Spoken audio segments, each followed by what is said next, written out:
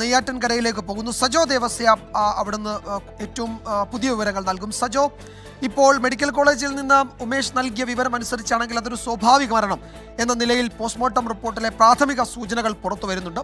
അതിൽ കൂടുതൽ സ്ഥിരീകരണമുണ്ട്. ഇനി ശാസ്ത്രീയ പരിശോധന റിപ്പോർട്ടുകൾ വരാനിരിക്കുന്നതുള്ളത്. ഒരുപക്ഷെ കൂടുതൽ സാവകാശം അതിന് വേണ്ടി വന്നേക്കാം.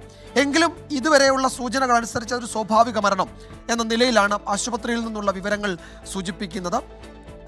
ഇനിയിപ്പോൾ അവിടെ അടുത്ത നടപടികൾ എന്ന് വെച്ചാൽ നെയ്യാറ്റിൻകരയിൽ അടുത്ത നടപടികൾ എന്തൊക്കെയാണ്? ഇപ്പോഴും വലിയ പോലീസ് സുരക്ഷ ആ പരിസരത്തൊക്കെ ഉണ്ടോ? നാട്ടുകാർ എന്തെങ്കിലും പ്രതികരണങ്ങളോ മറ്റോ ഈ സമയത്ത് നൽകിയിരുന്നോ? വിജയകുമാർ, നിലവിൽ പുറത്തു വരുന്ന സൂചനകൾ പ്രകാരമാണ് ഈ ഒരു സ്വാഭാവിക മരണത്തിന്റെ സാധ്യതയുള്ളത്. അതേസമയം ഇതിൽ നമ്മൾ കാണേണ്ട ഒരു കാര്യം, ഇപ്പോൾ പ്രാഥമികമായി ലഭ്യം പുറത്തു വന്ന വിവരങ്ങൾ വെച്ചാണെങ്കിൽ കൂടുതൽ പ്രതിഷേധങ്ങൾക്കുള്ളൊരു സാധ്യത കൂടിയും അത് സൃഷ്ടിക്കുന്നു എന്നതാണ് നമ്മളിതിൽ കാണേണ്ട ഒരു കാര്യം. പോസ്റ്റ്മോർട്ടം നടപടികൾ പൂർത്തിയാക്കി മൃതദേഹം ബന്ധുക്കൾക്ക് വിട്ടു നൽകേണ്ടതുണ്ട്. അതിൽ ബന്ധുക്കൾ ഏറ്റെടുക്കുമോ? അതായത് ഇനിയിപ്പോൾ ആചാരപ്രകാരം വീണ്ടും ഒരു സമാധി, ഒരു പുനർസമാധി എന്ന നിലയ്ക്ക് ഒരു സാധ്യത ആചാരപരമായി ഇല്ല എന്നിവിടെ പലരും നേരത്തെ പറഞ്ഞിരുന്നു.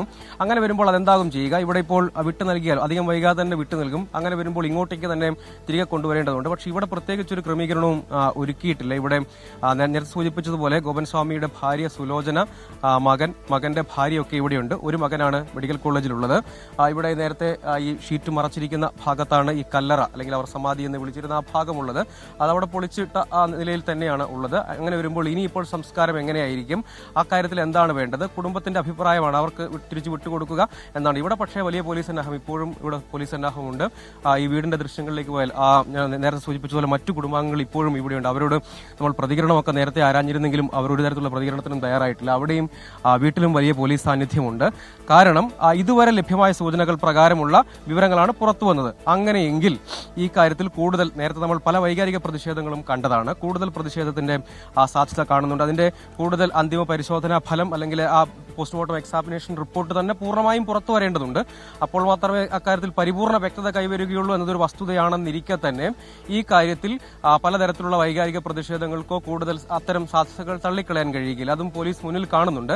ഏതായാലും ദുരൂഹത നീക്കുക എന്നത് മാത്രമായിരുന്നു ലക്ഷ്യം എന്ന് നേരത്തെ തന്നെ ജില്ലാ ഭരണകൂടവും പോലീസും ഒക്കെ ആവർത്തിച്ച് വ്യക്തമാക്കിയിട്ടുള്ളതാണ്. ഇക്കാര്യത്തിൽ എന്താണ് യഥാർത്ഥത്തിൽ സംഭവിച്ചതെന്നൊക്കെ ഈ പോസ്റ്റ്മോർട്ടം എക്സാമിനേഷൻ റിപ്പോർട്ടും അതിനുശേഷം കെമിക്കൽ എക്സാമിനേഷന്റെ ഫലം വരണമെങ്കിൽ കുറച്ചുകൂടി ദിവസങ്ങൾ കാത്തിരിക്കുകയും വേണം യഥാർത്ഥത്തിൽ എന്താണ് സംഭവിച്ചതെന്നൊക്കെ അറിയാൻ. പക്ഷേ ഇക്കാര്യത്തിൽ ഏറ്റവും ഒടുവിൽ പോലും ഒരു ട്വിസ്റ്റ് ഉണ്ട്. ഇനിയും അത്തരം പല പല സംശയങ്ങൾ, വഴിത്തിരിവുകളൊക്കെ ഇക്കാര്യത്തിൽ സംഭവിക്കുന്നു എന്നതാണ് ഇതിൽ ഏറ്റവും ശ്രദ്ധേയമായ കാര്യം.